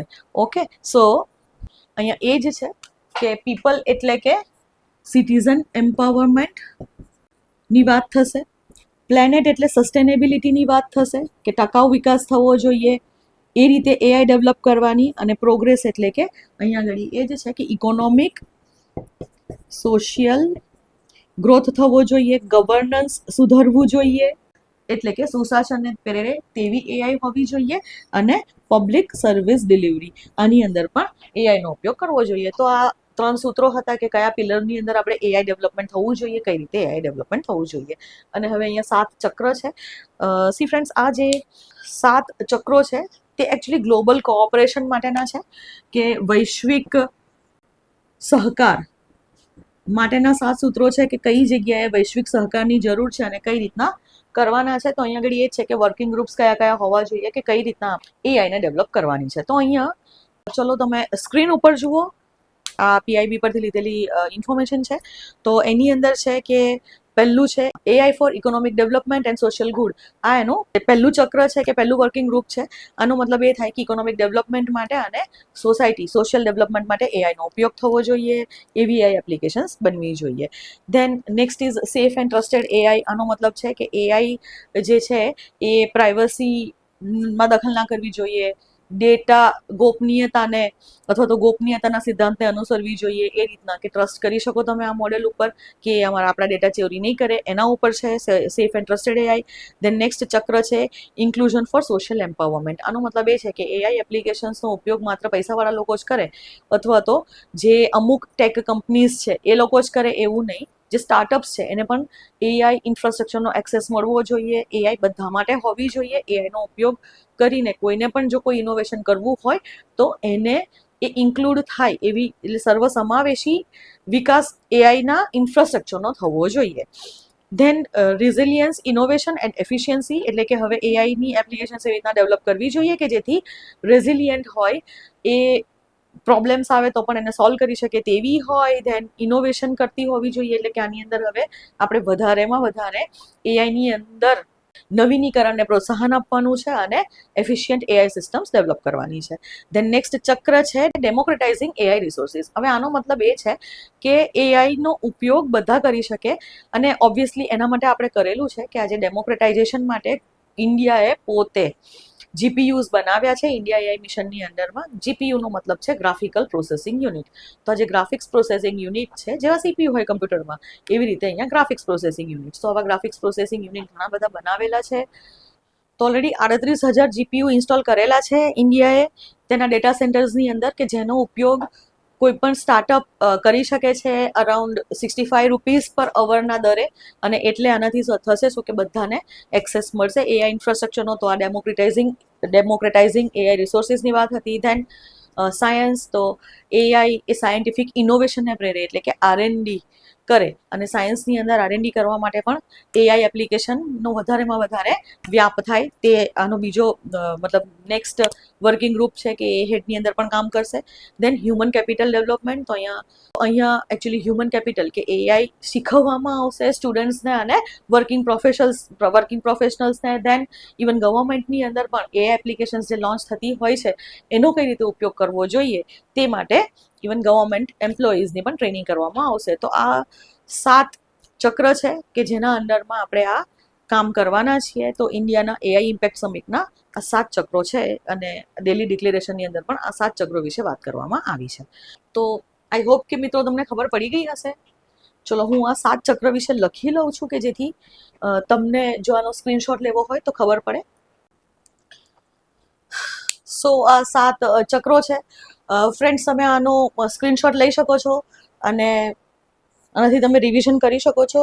સી ફ્રેન્ડ્સ, ઘણી વખત એવું બને છે કે હવે જીપીએસસીમાં કેવા ક્વેશ્ચન પૂછાશે તો આપણને ખબર ન હોય, પણ કદાચ બની શકે કે આ 7માંથી 3-4 આપ્યા હોય, અથવા અહીંયા બીજું કંઈક એક નાખી દે અને તમને પૂછે કે નીચેનામાંથી કયા એ એઆઈ ઇમ્પેક્ટ સમિટના 7 ચક્રોમાં, અથવા તો AI declaration, Delhi declaration for એઆઈના 7 ચક્રોમાં નીચેનામાંથી કોનો સમાવેશ થાય છે. તો તમને ખબર હોવી જોઈએ કે એકચ્યુઅલી કયા હતા. ઓકે, અને એટલા માટે, અથવા તો તમને એવું કે કઈ બાબતો ઉપર વર્કિંગ ગ્રુપ્સ બનાવવામાં આવ્યા છે, અથવા તો કઈ જગ્યાઓ પર ધ્યાન કેન્દ્રિત કરે છે, તો તમને આ ખબર હોવી જોઈએ. અને આ 7 ચક્રો, આ 7 વર્કિંગ ગ્રુપ્સથી એકચ્યુઅલી થશે શું, તો આ 3 સૂત્ર જે છે, એટલે કે 3 પિલર્સ ઉપર કામ કરશે: પીપલ, પ્લેનેટ અને પ્રોગ્રેસ. તો આ પણ તમને ખબર હોવી જોઈએ. સો એટલા માટે મેં તમને આ ભણાવ્યું કે ઘણી વખત એમસીક્યુઝ હવે ડીપમાં પૂછાતા હોય છે, અને ડીપ એટલે આ રીતના ડીપ હોય કે તમને જો કોઈ સ્કીમ આપી હોય કે કોઈ પણ વસ્તુ હોય તો એના વિશે તમને આ ક્વેશ્ચન્સ આવી શકે છે. મિત્રો, હવે આપણે આ સમિટ જે થઈ એઆઈ ઇમ્પેક્ટ સમિટ 2026 એના સ્ટ્રેટેજિક આઉટકમ્સ વિશે વાત કરીશું. તો કયા આઉટકમ હતા? ઓકે, તો આપણે વાત કરીશું સ્ટ્રેટેજિક આઉટકમ્સ. એનો મતલબ થશે કે વ્યૂહાત્મક પરિણામો. એ કયા આવ્યા? તો સૌથી પહેલા તો છે કે ઇન્ડિયાએ યુએસ લેડ, એટલે કે યુએસ દ્વારા, મતલબ યુએસ લીડરશિપમાં એક કોએલિશન છે જેનું નામ છે પેક્સ સિલિકા કોએલિશન. ઓકે, તો આ એક યુએસ લેડ એક પેક્સ સિલિકા કોએલિશન છે. એનું સત્તાવાર રીતે ભારત સભ્ય બન્યું. તો આ સૌથી પહેલું આઉટકમ હતું, અને ખાસું ઇમ્પોર્ટન્ટ આઉટકમ છે. શા માટે? બીકોઝ સેમિકન્ડક્ટર સપ્લાય ચેનનો એક્સેસ મેળવવા માટે અને સિક્યોર કરવા માટે આપણા ક્રિટિકલ મિનરલ્સ, મેઇન એ જ છે કે સપ્લાય ચેઇનમાં ઘણા પ્રોબ્લેમ થાય છે. અહીંયા પેક્સ સિલિકાનો મતલબ છે સિલિકોન રિલેટેડ. ઓકે, અને તમને ખબર જ હશે કે સેમિકન્ડક્ટર મેન્યુફેક્ચરિંગ માટે સિલિકોન ઇમ્પોર્ટન્ટ છે. તો સેમિકન્ડક્ટર મેન્યુફેક્ચરિંગ માટે હવે આપણે ઇન્ડિયામાં ટ્રાય કરી રહ્યા છીએ, પણ આપણી પાસે રો મટીરિયલ્સ અવેલેબિલિટી નથી હોતી, અને એટલે આજે સેમિકન્ડક્ટર્સ માટે રો મટીરિયલ્સની જે સપ્લાય ચેઇન છે એની અંદર આપણી એન્ટ્રી થાય. ઓકે, અને આપણને સિક્યોર્ડ રીતે અથવા તો આપણને એકચ્યુઅલી મળી રહે તેનો એક્સેસ. અને ક્રિટિકલ મિનરલ્સ, કે સેમિકન્ડક્ટર્સની અંદર જે બધા ક્રિટિકલ મિનરલ વપરાતા હોય છે, જેવા ખનીજો વપરાતા હોય છે, આ ક્રિટિકલ ખનીજો એ પણ આપણને મળી રહે. એના માટે આ ઇમ્પોર્ટન્ટ હતું કે આપણે પેક્સ સિલિકા અલાયન્સમાં જોડાઈએ. તો થાય શું કે આપણે ચાઇનાને બાયપાસ કરી શકીએ અને બીજા જે દેશોનું જે કોઓપરેશન છે, કોએલિશન છે, એટલે કે એક એલાયન્સ છે, એની અંદર આપણે જોડાયા. એટલે કે આ સૌથી પહેલું આઉટકમ છે. It is an important outcome. બીજું છે કે અહીંયા જે મેમ્બર્સ આવ્યા હતા, જે લોકોએ આ સમિટને જોઈન કરી હતી, એ લોકોએ ટોટલ યુએસડી એટલે કે યુએસ ડોલર 250 બિલિયન, તો આ 250 યુએસડી ડોલરને એ લોકોએ પ્લેજ કર્યા છે. એટલે કે એ લોકોએ નક્કી કર્યું કે આટલા પૈસા આપવામાં આવશે. શેના માટે? તો એક છે કે એઆઈ માટેનું ઇન્ફ્રાસ્ટ્રક્ચર ડેવલપ કરવા માટે, એટલે કે માળખાગત સુવિધાઓ ડેવલપ કરવા માટે. આ જે માળખાગત સુવિધાઓ છે એની અંદર સમાવેશ થશે ડેટા સેન્ટરનો. ઓબ્વિયસલી કોઈ પણ તમારે એઆઈ માટેની કોઈ પણ એપ્લિકેશન કે કંઈ પણ ડેવલપ કરવું હોય તો ડેટા એક્સેસ જરૂરી છે, તો ડેટા સેન્ટર્સ. અને બીજી વસ્તુ છે કે તમારા સેમિકન્ડક્ટર મેન્યુફેક્ચરિંગ પ્લાન્ટ, એસએમપીઝ. ઓકે, તો સેમિકન્ડક્ટર્સ જ્યારે આપણે બનાવતા હોઈએ તો આજે એસએમપીઝ બનાવવાનું જે ઇન્ફ્રાસ્ટ્રક્ચર છે એના માટે $250 બિલિયન આપણા ઇન્ડિયાને મળશે, આવી વાત કરવામાં આવી છે. તો આ બીજું ઇમ્પોર્ટન્ટ હતું. ધેન થર્ડ વન ઇઝ, બીજી વસ્તુ $20 બિલિયન એને પણ પ્લેજ કર્યા છે. શેના માટે? તો અહીંયા ઘડી વેન્ચર કેપિટલ ફંડ માટે. અને કોના માટેનું વેન્ચર કેપિટલ ફંડ? તો વેન્ચર કેપિટલ ફંડ કોને આપવામાં આવશે? આપણી જે ડીપ ટેક સ્ટાર્ટઅપ છે તેમને. તો ડીપ ટેકનોલોજીની અંદર જેટલી સ્ટાર્ટઅપ્સ આવે છે, તો આ સ્ટાર્ટઅપ્સ માટે વેન્ચર કેપિટલ ફંડ આપવામાં આવશે. વેન્ચર કેપિટલ ફંડનો મતલબ એ હોય કે જ્યારે કોઈ પણ નવું વેન્ચર સ્ટાર્ટ કરવામાં આવે અથવા તો કોઈ નવો ઉદ્યોગ સ્થાપવામાં આવે, તો આ જે ઉદ્યોગ સાહસિક હોય તેને આ સાહસ માટે કંઈક ફંડની જરૂર પડે, તો એ જે ઇનિશિયલ ફંડ હોય એને આપણે વેન્ચર કેપિટલ ફંડ કહીશું. તો આ આવી જે આપણી ડીપ ટેક કંપની, એટલે કે જે કંપનીઝ, જે સ્ટાર્ટઅપ્સ કે જે ડીપ ટેકની અંદર ઇનોવેશન કરવા માંગતી હોય અથવા તો ડીપ ટેક રિલેટેડ જે સ્ટાર્ટઅપ્સ હશે એ બધાને આ $20 બિલિયન વેન્ચર કેપિટલ તરીકે આપવામાં આવશે. આવું પણ આ સમિટની અંદર નક્કી કર્યું. એટલે કે આ ઇન્ટરનેશનલ પ્લેયર્સ છે કે જે ફંડિંગ કરશે આપણી સ્ટાર્ટઅપ્સને.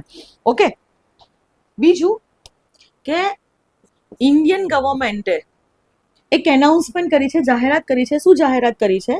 કે અમે બીજા 20,000 જીપીયુ, ઓકે, આ 20,000 જીપીયુનો ઉમેરો કરીશું. તો અત્યારે આપણે ત્યાં કેટલા છે? તો અત્યારે 38,000 જીપીયુ છે ઓલરેડી.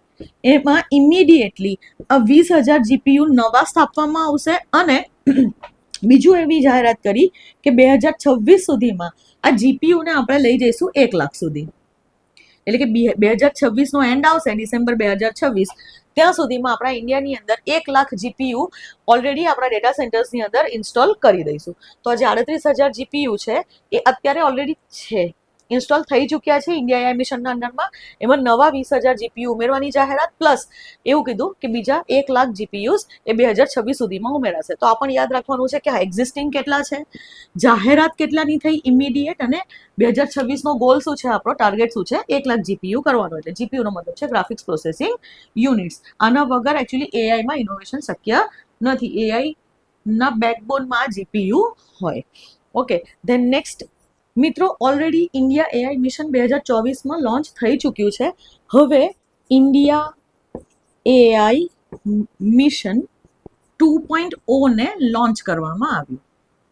ઓકે, તો આ ઇન્ડિયા એઆઈ મિશન 2 વર્ઝન 2 એને હવે લોન્ચ કરવામાં આવ્યું. ઓફિશિયલ જાહેરાત આ ઇમ્પેક્ટ સમિટની અંદર થઈ. બીજું કે ઇન્ડિયાએ તેનું માનવ વિઝન આ પણ પ્રેઝન્ટ કર્યું. હવે આ માનવ વિઝન છે શું? માનવ વિઝન શું છે?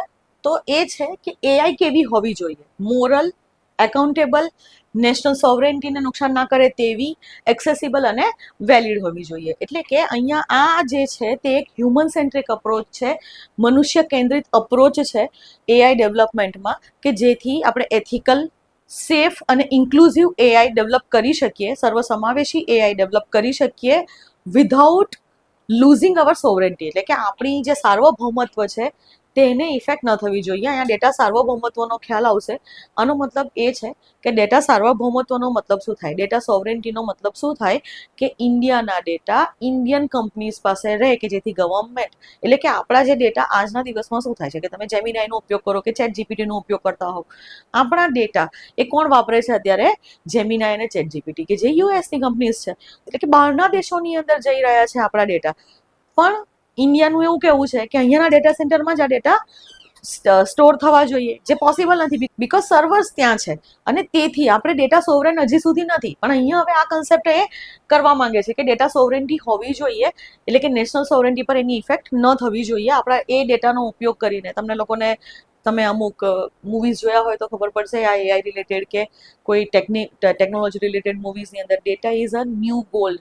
આજના દિવસમાં ડેટા છે, ડેટા વિશે જો તમને ખબર હોય તો તમે રાજા. ઓકે, ડેટાથી જ હવે ઘણી બધી વસ્તુઓ થઈ રહી છે, એ ફરી કોઈ વખત જોઈશું. આપણે મેઇન્સના જ્યારે ટોપિક કરીશું તે વખતે સમજાવીશ કે ડેટાનો મિસયુઝ અથવા તો ડેટાના યુઝથી કઈ રીતના લોકો ગ્રોથ કરતા હોય છે, વિકાસ કઈ રીતના થઈ શકે છે. તો એ બીજા દિવસનો પોઈન્ટ છે, પણ એકચ્યુઅલી એ છે કે ડેટા બહુ જ ઇમ્પોર્ટન્ટ વસ્તુ છે કે જે દેશમાંથી બહાર ન જવા જોઈએ, કેમ કે આ ડેટાનો ઉપયોગ દેશના લાભ માટે પણ થઈ શકે છે અને દેશને નુકસાન પહોંચાડવા માટે પણ થઈ શકે છે. અને એટલે નેશનલ સોવરેન્ટી ઇઝ ઇમ્પોર્ટન્ટ. અને એટલે આપણી સોવરેન્ટીને અસર કર્યા વગર એક હ્યુમન કેન્દ્રિત અપ્રોચ છે માનવ વિઝન, જેમાં એમ અને વી એનો મતલબ થશે M for moral, A for accountable, N for national sovereignty, A for accessible અને V for valid AI development. Next outcome એટલે હવે બીજી એક જાહેરાત ઇન્ડિયાએ કરી છે, તો UPI style playbook for MSMEs. See friends, આ કન્સેપ્ટ સમજી લેજો કે એનો મતલબ શું છે. તમને સ્ટેન્ડઅલોન ક્વેશ્ચન પણ પૂછી શકે છે, અથવા તો આઉટકમ્સની અંદર કયા કયા હતા તેવું પણ પૂછી શકે છે. તો અહીંયા કરશે શું, તો એક પ્લે બુક બનાવવામાં આવશે એમએસએમઈઝ માટે. આનો મતલબ એ છે કે ઘણી બધી કંપનીઝ એવી હોય કે જે પોતાનું જ એઆઈ સોફ્ટવેર બનાવી શકે, ઇનબિલ્ટ એમના માટે કસ્ટમાઇઝ કરાવી શકે છે. પણ એટલે AI application, AI systems, AI model કે એઆઈ એજન્ટ, હવે આ બધી વસ્તુ શું છે તો તમને લાસ્ટ 2 લેક્ચર્સમાં આપણે ઓલરેડી થઈ ચૂકી છે. તો હવે સપોઝ કોઈ કંપની છે કે જેને એઆઈ એજન્ટ બનાવવો છે, પણ હવે એની પાસે એટલા બધા પૈસા નથી. કેમ કે એમએસએમઈ છે, એ નાની માઇક્રો કે સૂક્ષ્મ કે લઘુ ઉદ્યોગ છે. તો હવે આવા જે ઉદ્યોગો છે તે લોકો પોતાની કેપેસિટી તો હોય નહીં, પણ હવે એમને આ સર્વિસીસ તો જોઈએ છે, એમની કંપની માટે એઆઈ સર્વિસીસની જરૂર છે. તો એ કરશે શું, તો આ જે એક પ્લે બુક જે છે, આ પ્લે બુકમાં પૈસા ટ્રાન્સફર કરશે અને એ પ્લે બુકથી એમને એઆઈની સર્વિસીસ મળશે. એટલે કે એમને એક જગ્યા મળશે કે જેની અંદર એ લોકો એમના કામો કરી શકે. એપ્લિકેશન આવી ઇનબિલ્ટ હશે. એઆઈ સોલ્યુશન્સને એક સ્ટાન્ડર્ડાઇઝ્ડ એક પ્લેબુકમાં એક પ્લેટફોર્મ પર મૂકવામાં આવશે, અને આ પ્લેટફોર્મનો ઉપયોગ કરીને એમએસએમઈ એ પોતાના માટે, પોતાની કંપની માટે એઆઈનો ઉપયોગ કરી શકશે. જેમ કે યુપીઆઈમાં કેવું છે કે હવે તમારી પાસે કોઈ પણ બેંકનું ખાતું હોય તો પણ તમે એ બેંકની એપ્લિકેશનમાંથી તમે પૈસા ટ્રાન્સફર કરી શકો છો. તમે ફોનપે, જીપે, તમે ભીમની એપ્લિકેશન, ઠીક છે, ભીમ યુપીઆઈ, આવી ઘણી બધી એપ્લિકેશન્સ થ્રુ પણ પૈસા ટ્રાન્સફર કરી શકો છો. તમે એમેઝોનથી પણ પૈસા ટ્રાન્સફર કરી શકો છો, એમેઝોનના વોલેટ લઈ શકો છો. ઇવન વોટ્સએપ પે, તો વોટ્સએપથી પણ તમે ડાયરેક્ટ પૈસા ટ્રાન્સફર કરી શકો છો. પણ આ બધાની અંદર બેકબોન શું છે? યુપીઆઈ છે ને. એ બધી જ કઈ છે? યુપીઆઈ બેઝડ એપ્લિકેશન્સ છે. સેમ વે અહીંયા પણ આવું થશે. એટલે કે કોઈ કંપની આખું માળખું, આખું લાર્જ લેંગ્વેજ મોડેલ કે આખી એઆઈ સિસ્ટમ પોતાની ડેવલપ ન કરે, એઆઈ એજન્ટ પોતાનો ડેવલપ ન કરે. બેકબોનની અંદર એમની પાસે એઆઈ સિસ્ટમ્સ, એવા સોલ્યુશન્સ હશે, ઠીક છે, જેમ યુપીઆઈ છે એવી રીતે હવે કંપનીને જે જરૂર હોય એ એપ્લિકેશન એ લઈ શકે છે, ખરીદી શકે છે અને એનો યુઝ પોતાની કંપની માટે કરી શકે છે. આને કહેવાય કે યુપીઆઈ સ્ટાઇલ પ્લેબુક એક બનાવશે. અને ઓબ્વિયસલી યુપીઆઈની સક્સેસો તમને ખબર જ હશે કે આજે ડિજિટાઇઝેશન કેટલું બધું થઈ ગયું છે, અને હવે મોસ્ટ ઓફ લોકો હવે ફિઝિકલ કેશ કેરી પણ નથી કરતા હોતા. મારે પણ એવું થાય છે. ફ્રેન્ડ્સ, આનો સ્ક્રીનશોટ લઈ લો તો હું રબ કરીશ, કેમ કે બીજા આઉટકમ્સ પણ મારે તમને સમજાવવાના છે. Next is push for sovereign AI, આવું લખેલું હોય છે. આનો મતલબ છે કે હવે ઇન્ડિયાની અંદર એઆઈના ઇનોવેશન કયા થયા. તો અહીંયા ખાસ યાદ રાખજો કે સર્વમ એઆઈ કરીને એક બેંગલુરુ બેઝડ એઆઈ સ્ટાર્ટઅપ છે, અને આ સર્વમ એઆઈએ 2 LLM લોન્ચ કર્યા. ઓકે, તો આણે શું કર્યું છે, આણે 2 LLMs લોન્ચ કર્યા છે, સર્વમ 30B અને બીજું છે સર્વમ 105B. ઓકે, તો આ 2 લાર્જ લેંગ્વેજ મોડેલ્સ છે, સર્વમ 30B અને સર્વમ 105B. આ બંને સર્વમ એઆઈએ આ ઇન્ડિયા એઆઈ સમિટની અંદર લોન્ચ કર્યા. ઠીક છે, તો આજે એઆઈ ઇમ્પેક્ટ સમિટની અંદર લોન્ચ કર્યા. તો આજે 30B નો મતલબ શું? તો આનો મતલબ એ છે કે 30 બિલિયન પેરામીટર વાળું આ છે, કે આની અંદર કેટલા પેરામીટર્સ છે? આમાં છે 30 બિલિયન પેરામીટર્સ છે ટોટલ, અને અહીંયા કેટલા છે? 105 બિલિયન પેરામીટર્સ છે. એટલે કે આટલા પેરામીટર્સ વાળા આ 2 LLM, 2 large language models launch કર્યા છે, અને જે ઇન્ડિયન લેંગ્વેજીસની અંદર આપણી સાથે વાતો કરશે. સિમ્પલ ચેટ જીપીટી જેમ ઇંગ્લિશમાં હોય છે, નો ડાઉટ ચેટ જીપીટી કે જેમિનાઈએ પણ હવે આપણી ઇન્ડિયન લેંગ્વેજીસની અંદર વાત કરવા માંડી છે. પણ આમાં થાય શું કે ચેટ જીપીટીની અંદર તમે જ્યારે કંઈ કરશો તો એના ડેટા ક્યાં જશે? બહાર જશે. હવે તમે જો આ સર્વમનો ઉપયોગ કરશો તો સર્વમના ઉપયોગથી બંને પ્લેટફોર્મ છે, બંનેમાંથી કોઈ પણ પ્લેટફોર્મ આપણે ઉપયોગ કરી શકીએ છીએ, નો ડાઉટ. જે પેરામીટર્સ વધારે હોય એનું કાર્યક્ષેત્ર થોડું વધારે બ્રોડ હોય. તો આ બંને જે પ્લેટફોર્મ છે આનો જો ઉપયોગ કરીશું, આની જો આપણે ચેટ એપ્સનો ઉપયોગ કરીએ તો ડેટા ક્યાં રહે? ઇન્ડિયાની અંદર રહે. અને એટલે આને કહેવાય ને કે સોવરેન એઆઈ માટેનો પુશ થયો. બીજી વસ્તુ કે સર્વમ એઆઈએ આણે જ આ જ સ્ટાર્ટઅપે સર્વમ કાઝે લોન્ચ કર્યા છે. અને આ સર્વમ કાઝે છે શું? તો એ છે smart glasses, AI based smart glasses છે. અને આ કોના કોમ્પિટિટર છે? મેટાના રેબેન સ્માર્ટ ગ્લાસીસ. ઓકે, આના કોમ્પિટિટર તરીકે આપણે સર્વમ કાઝે લોન્ચ કર્યા. હવે આનો મતલબ શું થશે? અને મોદીજીએ ટ્રાય બી કરી લીધા. ઓકે, પહેલા તો ગ્લાસીસ એટલે શું? ચશ્મા, સ્પેક્ટેકલ્સ. ઓકે, તો આ સ્માર્ટ ગ્લાસીસ છે, એઆઈ ઓપરેટેડ સ્માર્ટ ગ્લાસ છે. અને જે લોકોને ખબર હશે કે રેબેનના સ્માર્ટ ગ્લાસીસનો જેને એક્સપિરિયન્સ હશે એના માટે, જો ન ખબર હોય તો હું સમજાવું છું કે છે શું. તો સ્માર્ટ ગ્લાસનો મતલબ એ છે કે હવે આપણે ફોનનો ઉપયોગ નહીં કરવાનો નેવિગેશન માટે, ચશ્માને જ કહેવાનું. એ તમારા ઓડિયો કમાન્ડ સાંભળી શકશે. ચશ્માની અંદર જ સાઈડમાં એક બટન આપેલું હોય, એ બટનને ક્લિક કરો એટલે તમે જે જોઈ રહ્યા છો એનો ફોટો ડાયરેક્ટ આવી જશે. એને જો થોડું લોંગ પ્રેસ કરી રાખશો તો એ તમે જે બાજુ જોશો, જે સાઈડ તમારો ફેસ ફરશે, તમે ઉપર નીચે જ્યાં ફરાવશો એનો એક વિડીયો રેકોર્ડ થઈ જશે. ઓકે, તો ઓડિયો વિડીયો રેકોર્ડિંગ થશે, એનો સ્ટોરેજ થાય છે. હા, નો ડાઉટ ચાર્જ કરવા પડે. પછી તમે એને લેપટોપમાં, કમ્પ્યુટરની અંદર તમે લઈ શકો છો, મોબાઈલમાં તમે એને ટ્રાન્સફર કરી શકો છો આ વિડીયોઝને. અને ઘણા બધા બ્લોગર્સ છે કે જે આ સ્માર્ટ ગ્લાસીસનો ઉપયોગ કરતા હોય છે હવે યુટ્યુબ શોર્ટ્સ, વિડીયોઝ બનાવવા માટે. કે જ્યારે જતા હોય આપણા લાઈફસ્ટાઈલ બ્લોગર્સ જે હોય ને, તમે જોજો કે એવું લાગે કે કેમેરો કેમનો મૂક્યો હશે ખબર નહીં, કે એ વ્યક્તિ જતું હોય ને આખા રસ્તાનો ફોટો આવી જાય, આખા રસ્તાનો વિડીયો તમે જોઈ શકતા હો છો, એ સ્માર્ટ ગ્લાસીસના કારણે. સો આ સ્માર્ટ ગ્લાસીસ છે. નેવિગેશન જ્યારે તમે ઓપન કરો કે તમારે ક્યાંય જવું હોય તો તમારે હવે મોબાઈલમાં નહીં જોવાનું, તમે તમારી રીતે ડ્રાઈવ કરો, તમારે ખાલી ત્યાં એક વોઇસ કમાન્ડ આપવાનો. ઓકે, કે મને આ જગ્યાએથી આ જગ્યાએ જવું છે, નેવિગેશન ઓપન કરી આપો. તો તમારા જે ગ્લાસ છે ને આની અંદર જ કોઈ પણ એક બાજુ એક નાનું અમથું નેવિગેશન એ આવી જશે કે હવે તમે કઈ બાજુ જશો. ઇવન એ તમારી સાથે વાત કરી શકશે, એ તમને વોઇસ કમાન્ડ આપી શકશે, જે રીતના આપણા ફોન આપતા હોય છે કે હવે આગળ જઈ અને લેફ્ટ વળો, તો એ પણ તમને આ કહી દેશે આપણી લેંગ્વેજમાં, ઇન્ડિયન લેંગ્વેજીસની અંદર તે પણ પાછું. ઓકે, આનાથી જ સપોઝ તમે કોઈ વસ્તુ જોઈ રહ્યા છો ને તમને ખબર ન પડતી હોય કે આનો મતલબ શું છે, તો તમે જસ્ટ તમારા ચશ્માને કહી શકો છો કે આ સામે આમાં આંગળી બતાવવાની કે આ જે છે એનો મતલબ શું છે. એ તમને આખા પેલું વેબ પેજ ઓપન કરી આપશે એના માટેનું, અથવા તો તમને વોઇસ કમાન્ડથી કહી દેશે કે આ વસ્તુ આ છે. Okay, so this are some of the functions of smart glasses. Most of મોબાઈલના ઘણા બધા ફંક્શન્સ, તમે એનાથી કોલ કરી શકો છો, તમે એને કોલ કરવાનું કહી શકો છો. એમાં માઇક અને માઇક્રોફોન અને સ્પીકર આ બંને ઇનબિલ્ટ હોય છે, તો તમે ફોન પર વાત કરતા કરતા આરામથી ગાડી ચલાવી શકો છો. સો આઈ થિંક સર્વમ કાઝે શું છે તમને ખબર પડી ગઈ હશે. તો આ સર્વમ કાઝે ઇઝ સ્માર્ટ ગ્લાસીસ કે જે મેટાના રેબેનની કોમ્પિટિશનમાં અમે લોન્ચ કર્યા છે. હવે જોઈએ એક વીકની અંદર આનો કોમર્શિયલ લોન્ચ થશે, મતલબ થવાનો હતો, થઈ ગયો હશે. તો હોય પૈસા ખિસ્સું ભરેલું હોય તો લઈ શકાય. ઓકે, ચલો નેક્સ્ટ નેક્સ્ટ થિંગ ઇઝ કે નોટ ઓનલી હવે આજે પુશ ફોર સોવરેન એઆઈ છે એમાં ખાલી કઈ સર્વમ એઆઈ એકલી છે એવું થોડી છે. બીજી એક આ Sarvam AI is a private startup, okay, Bengaluru based છે.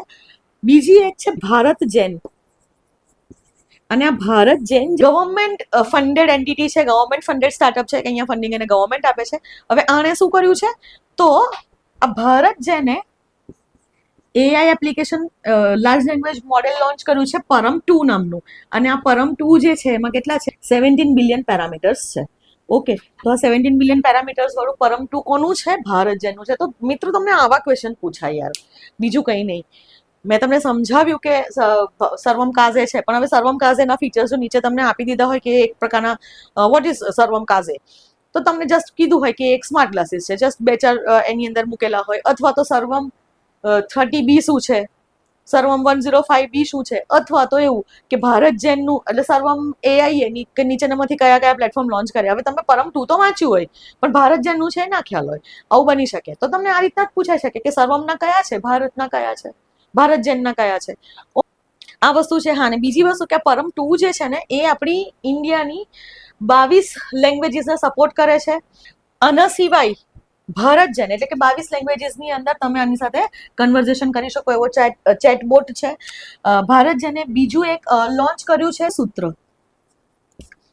ઓકે, આ સૂત્ર શું છે, તો આ એક ન્યૂઝ એન્કર છે કે જે ન્યૂઝ વાંચશે. અર્ણવ સાહેબ આપણા આજ તક, અર્ણવ ગોસ્વામી, બસ એ જ છે સૂત્ર નામના અર્ણવ ગોસ્વામી, કે જે પોલિટિકલ ન્યૂઝ જે હોય એને બધી લોકલ લેંગ્વેજીસની અંદર ઇઝીલી તમને સમજાવશે.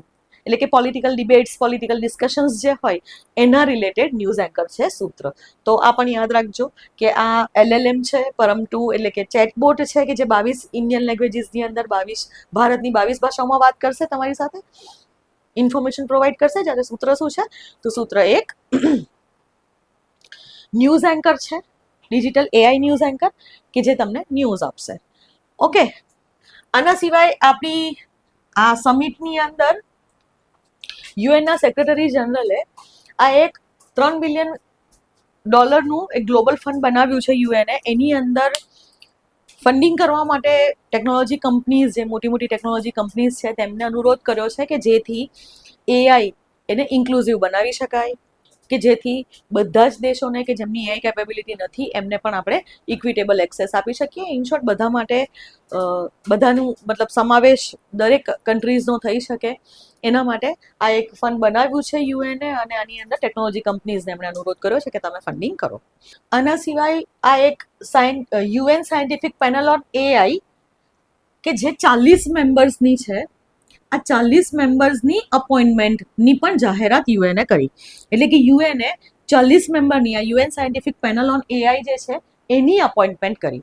અને આના સિવાય બીજી વસ્તુ કે યુએને જ બીજી એનાઉન્સમેન્ટ કરી કે જીનીવામાં જુલાઈ 2026માં global dialogue on AI governance. Third જાહેરાત યુએને કરી કે જીનીવાની અંદર જુલાઈ 2026માં એક આ ગ્લોબલ ડાયલોગ છે એઆઈ ગવર્નન્સ માટે, તે પણ ઓપન કરીશું. સો આ રીતના 3 જાહેરાત યુએને કરી છે. એક તો $3 બિલિયન એક ગ્લોબલ ફંડ બનાવ્યું છે અને જેમાં ટેકનોલોજી કંપનીઝને ફંડિંગ કરવા માટે અનુરોધ કર્યો. બીજું કે આ 40 મેમ્બરની એક UN scientific panel on AI એને એસ્ટાબ્લિશ કરી, એને સ્થાપિત કરી, એમાં એપોઇન્ટમેન્ટ કરી. અને ત્રીજું એક આ કર્યું કે હવે જીનીવામાં આપણે જુલાઈ 2026માં એક આ ડાયલોગ ઓપન કરીશું કે જેમાં બધા કન્ટ્રીઝ આવશે અને ગવર્નન્સની અંદર એઆઈનો કેવી રીતે ઉપયોગ થાય તેના વિશે વાટાઘાટો અથવા તો વાતચીત કરશે અને કંઈક એક ફ્રેમવર્ક પૂરું પાડશે. તો યુએને આ 3 જાહેરાત કરી. તો દોસ્તો આટલા આઉટકમ્સ હતા, સ્ટ્રેટેજિક આઉટકમ્સ. તમે આનો પણ પીક લઈ શકો છો, તમે સ્ક્રીનશોટ લઈ લો. So this was all about AI Impact Summit 2026, New Delhi Declaration on AI 2026. તો આ બધી વસ્તુઓ હતી. હવે આમાંથી તો એકચ્યુઅલી ક્વેશ્ચન કંઈ પણ આવી શકે છે, ઘણા બધા ક્વેશ્ચન કાઢી શકાય છે. તમને વિધાનોવાળા ક્વેશ્ચન પણ પૂછી શકે છે જીપીએસસી ક્લાસ 1-2માં, અને નોર્મલ જસ્ટ 1 લાઇનર્સ પણ આવી શકે છે. તો આ બધી વસ્તુઓ ઇમ્પોર્ટન્ટ છે એઆઈ માટે. અલગ અલગ ટાઈમના અલગ અલગ ન્યૂઝ મેં ભેગા કરેલા છે એઆઈના, તો જોઈ લેજો. હવે આપણે વારંવાર આ એક વાત કરતા હોઈએ છીએ ઇન્ડિયા એઆઈ મિશન વિશે, તો તે વિશે પણ જાણી લઈએ. તો ફ્રેન્ડ્સ, ઇન્ડિયા એઆઈ મિશન, આ મિશન કોણે લોન્ચ કર્યું છે? તો આ mission ministry of electronics and information technology મેટીએ લોન્ચ કર્યું છે. તો launch by ministry of electronics and information technology. ક્યારે લોન્ચ કર્યું હતું? 2024માં પ્રથમ વખત ઇન્ડિયા એઆઈ મિશન લોન્ચ થયું હતું. તો આ વસ્તુ યાદ રાખવાની. આ જે ઇમ્પેક્ટ સમિટ ગઈ એની અંદર ઇન્ડિયા એઆઈ મિશન 2.0 લોન્ચ થયું. ઓકે, હવે આ જે લોન્ચ થયું છે એની ઇમ્પ્લિમેન્ટિંગ એજન્સી કોણ છે? તો એને ઇમ્પ્લિમેન્ટ કરશે ઇન્ડિયા એઆઈ. ઓકે, તો જુઓ, ઇન્ડિયા એઆઈ મિશનને સ્પેસ આપીને લખવાનું હોય, જ્યારે ઇન્ડિયા એઆઈ એક ડિવિઝન છે. ઓકે, તો આ એક ડિવિઝન છે અંડર, કોના અંડરમાં છે આ ડિવિઝન? તો આપણા મેટીના અંડરમાં. ઓકે, તો આ મિનિસ્ટ્રી ઓફ ઇલેક્ટ્રોનિક્સ અને ઇન્ફોર્મેશન ટેકનોલોજીના અંડરમાં એક ડિવિઝન એક એસ્ટાબ્લિશ કરવામાં આવ્યું છે ઇન્ડિયા એઆઈ, અને આ એક ઇન્ડિપેન્ડન્ટ ડિવિઝન છે, એટલે કે એક સ્વતંત્ર રીતે વર્ક કરતું એક ભાગ છે, એક વિભાગ બનાવવામાં આવ્યો છે ઇન્ડિયા એઆઈ નામનો. મિનિસ્ટ્રીના અંડરમાં જ છે, એટલે કે આ કોઈ સ્ટાર્ટઅપ નથી મિત્રો, યાદ રાખજો. કોઈ પબ્લિક પ્રાઇવેટ પાર્ટનરશિપ નથી, કશું જ નહીં. આ શું છે? જસ્ટ એક વિભાગ ઓપન કરવામાં આવ્યો છે, જે રીતના અવકાશ વિભાગ હોય એવી રીતે સેમ. તો બસ આ છે. બીજું કે આનો ટોટલ આઉટલે કેટલું છે, કેટલા પૈસા એમાં ફાળવવામાં આવ્યા છે? તો 10,300 કરોડ. તો ઘણી વખત હવે આપણે જીપીએસસીમાં તો આવા ડેટા પૂછાતા હોય છે કે કેટલા કરોડનું મિશન છે, તો 10,300 કરોડનું આ ઇન્ડિયા એઆઈ મિશન છે. હવે આ નો વિઝન કે મિશન કે શું જે તમારે કહેવું હોય તો આ કયા વિઝન ઉપર કામ કરશે? આનું વિઝન છે, ઇન્ડિયા એઆઈ મિશનનું વિઝન છે દોસ્તો, ઠીક છે? તો એ છે making AI in India and making AI outside India. No, making AI work for India. ઠીક છે? તો આ એનું વિઝન છે કે આપણે ભારતમાં જ એઆઈ બનાવીએ, અને ભારતમાં જે એઆઈ બનાવીશું તે એઆઈને ભારત માટે કામ કરાવીએ. ઓકે, તો આ એનું વિઝન છે કે ભારતમાં એઆઈ બનાવવી અને ભારતના લોકો માટે તેને કામ કરાવવી. તો ધીસ ઇઝ ધ વિઝન, અને એના ઓબ્જેક્ટિવ શું છે, હેતુઓ શું છે? તો હેતુઓની અંદર મિત્રો યાદ રાખજો કે 4 ઓબ્વિયસલી ઇન્ડિયા એઆઈ મિશન છે ને, અહીંયા આપણે પહેલું શું કીધું કે મેકિંગ એઆઈ ઇન ઇન્ડિયા. હવે એઆઈ ભારતમાં બનાવવાની હોય તો પહેલો હેતુ એ જ હોય ને, કે એના હેતુઓ કયા કયા છે? તો હેતુઓ કે ઓબ્જેક્ટિવ્સની વાત કરીએ તો પહેલો શું હોય? ભારતમાં એઆઈ બનાવવી. સિમ્પલ. ઓકે, તો અહીંયા એ જ છે કે આપણી સાર્વભૌમ સોવરેન એઆઈ કેપેબિલિટીઝ વિકસાવવી. ભારતની એક સોવરેન ઇન્ડિજિનસ એઆઈ કેપેબિલિટી વિકસાવવી, એટલે કે સાર્વભૌમ અને સ્વદેશી એઆઈ કેપેબિલિટી વિકસાવવી. આ પહેલો હોય હેતુ. બીજો હેતુ છે કે હવે આપણે એવું જોઈશું કે બનાવી તો દીધી, પણ હવે એને ખાલી અંબાણી જ વાપરશે કે અદાણી જ વાપરશે? ના, એને બધા વાપરી શકે. તો એના માટે એ જ છે કે મેઇન ઇન્ક્લુઝિવ, એટલે કે સર્વસમાવેશી અને અફોર્ડેબલ. હવે અફોર્ડેબલનું ગુજરાતી નથી આવડતું મને. કે હવે એઆઈ જે આપણે બનાવીશું તે કેવી હોવી જોઈએ? ઇન્ક્લુઝિવ અને અફોર્ડેબલ હોવી જોઈએ. તો ઇન્ક્લુઝિવ અને અફોર્ડેબલ એઆઈ કે જેનો બધા ઉપયોગ કરી શકે, બહુ વધારે હાઈ કોસ્ટની અંદર એ ના હોય, તો એવી એઆઈ વિકસાવવી. આ બીજો હેતુ છે. ધેન થર્ડ હેતુ ઇઝ ફોરેન પ્લેટફોર્મ પર ડિપેન્ડન્સી ઘટાડવી. ઓકે, તો ફોરેન પ્લેટફોર્મ્સ પર જે આપણી ડિપેન્ડન્સી છે એને રિડ્યુસ કરવી. આ છે કે આપણે હવે આત્મનિર્ભર બનીએ એના ક્ષેત્રે, કે આપણે હંમેશા ફોરેનના પ્લેટફોર્મ્સનો જ ઉપયોગ ન કરીએ. અને નેક્સ્ટ છે કે એઆઈનો ઉપયોગ, તો સોશિયલ અને ઇકોનોમિક ડેવલપમેન્ટ માટે એઆઈનો ઉપયોગ કરવો, એનો ચોથો હેતુ છે. એટલે કે આ જે making AI work for India એ અહીંયા આવશે. ઓકે, સો આ 4 હેતુઓ છે કે ઇન્ડિયામાં એઆઈ બનાવવી, સ્વદેશી અને સાર્વભૌમ એઆઈ બનાવવી, બીજું કે સર્વસમાવેશી અને અફોર્ડેબલ, ઇન શોર્ટ ઇન્ક્લુઝિવ અને અફોર્ડેબલ એઆઈ બનાવવી. Than next is foreign platform પરની ડિપેન્ડન્સી ઘટાડવી, અને એઆઈનો ઉપયોગ સોશિયલ અને ઇકોનોમિક ડેવલપમેન્ટ માટે કરવો. તમારે સ્ક્રીનશોટ લેવો હોય તો લઈ લો મિત્રો, હું પછી ચેન્જ કરીશ. હવે આપણે ઇન્ડિયા એઆઈ મિશનના 7 પિલર્સ વિશે જાણીશું, કે 7 સ્તંભો કયા છે કે કયા કયા 7 હેડની અંદર આ ઇન્ડિયા એઆઈ મિશન કામ કરશે. તો સૌથી પહેલું છે ઇન્ડિયા એઆઈ કોમ્પ્યુટ. આનો મતલબ એ છે કે કોમ્પ્યુટિંગ કેપેસિટી, કોમ્પ્યુટિંગ પાવર વિકસાવવો. અને અહીંયા એવું કરવામાં આવ્યું છે, ઓલરેડી આપણે જોયું હતું કે ઓલરેડી 38,000 જેટલા જીપીયુઝ એ આપણા ઇન્ડિયાના ડેટા સેન્ટર્સની અંદર ઓલરેડી ક્લાઉડની અંદર એસ્ટાબ્લિશ કરી દેવામાં આવ્યા છે. અને એનો એક્સેસ 65 રૂપિયા પર અવરના હિસાબે સ્ટાર્ટઅપ્સને આપવામાં આવે છે, અથવા એમએસએમઈઝ કે જેને જરૂર હોય, કોઈ સ્ટુડન્ટ્સ હોય કે જે એઆઈની અંદર કોઈ ઇનોવેશન કરતા હોય કે રિસર્ચ કરતા હોય, કોઈ યુનિવર્સિટીઝ હોય, તો આ બધાને 65 રૂપિયા પર અવરના નજીવા દરે આ કોમ્પ્યુટિંગ પાવર આપણે જે વિકસાવ્યો છે તે આપવામાં આવે છે. Then India AI data set platform. Obviously જો તમે ભારતની લેંગ્વેજની અંદર, ભારતની ભાષાઓની અંદર જો આપણે એલએલએમ ડેવલપ કરવા હોય, જો આપણે એપ્લિકેશન્સ ડેવલપ કરવી હોય કે જે ભારતની ભાષાઓ સમજી શકે, તો ભારતનો ડેટા એની પાસે હોવો જોઈએ અને એ ભાષાઓમાં ડેટા હોવો જોઈએ. તો અહીંયા એ જ છે કે આ ડેટા સેટ એક એવું પ્લેટફોર્મ બનાવવાનું કે જેની અંદર આવા ભારતના બધા ડેટા અવેલેબલ હોય. અને એવો ડેટા સેટ બનાવ્યો છે જેનું નામ છે એઆઈ કોશ, કે જે એઆઈ એપ્લિકેશન્સ અથવા તો એઆઈ સર્વર્સ અથવા તો એઆઈ સિસ્ટમ્સ જે ડેટાનો ઉપયોગ કરીને શીખશે, એ આ જગ્યાએ તમને એઆઈ કોશની અંદર પણ એક્સેસ આપવામાં આવશે અને એનાથી ડેટા મળશે. એટલે કે એક ડેટા ડિપોઝિટરી, ડેટા રિપોઝિટરી બનાવવામાં આવી છે. Next is India AI future skills. આનો મતલબ એ છે કે ઘણા બધા યુવાનોને, એમ્પ્લોઈઝને, જેને જરૂર હોય, સ્ટુડન્ટ્સને એઆઈમાં ટ્રેન કરવા. ઓકે, તો ફ્યુચર માટે એમને સ્કિલિંગ કરવું. Than next is safe and trusted AI. આ તો તમને ખબર જ હશે કે એઆઈ એપ્લિકેશન સેફ હોવી જોઈએ અને ટ્રસ્ટેડ હોવી જોઈએ, તે વિકસાવવાની. Then India AI innovation centre. આનો મતલબ એ છે કે ડિફરન્ટ સેન્ટર્સ ઓફ, આ હેડની અંદર પણ ખાસું એવું કામ થયું છે કે ડિફરન્ટ સેન્ટર્સ ઓફ એક્સિલન્સ બનાવવામાં આવ્યા છે. અને આ જે સેન્ટર્સ ઓફ એક્સિલન્સ છે એની અંદર એકચ્યુઅલી એ લોકો એપ્લિકેશન્સ ડેવલપ કરે છે, એઆઈ સિસ્ટમ્સ ડેવલપ કરે છે. ઓકે, તો ઇનોવેશન, નવીનીકરણ માટેનું આ એક સેન્ટર છે કે જેની અંદર આપણે આવા ઘણા બધા સેન્ટર ઓફ એક્સિલન્સ બનાવેલા છે. Next is India AI application development initiative. તો એઆઈની એપ્સ ડેવલપ કરવાનું ઇનિશિયેટિવ છે તે અહીંયા આવશે. Then India AI startup financing. તો જે સ્ટાર્ટઅપ્સ એઆઈની અંદર રિસર્ચ કરવા માંગતું હોય, ઇનોવેશન કરવા માંગતું હોય અથવા તો સ્ટાર્ટઅપ એસ્ટાબ્લિશ કરવા માંગતું હોય, તો એમના માટે ફંડિંગ પણ આ ઇન્ડિયા એઆઈ મિશનના અંડરમાં કરવામાં આવશે. સો મિત્રો, આ 7 પિલર્સ છે ઇન્ડિયા એઆઈ મિશનના. તમે ફોટો લઈ શકો છો, તમે સ્ક્રીનશોટ લઈ લો.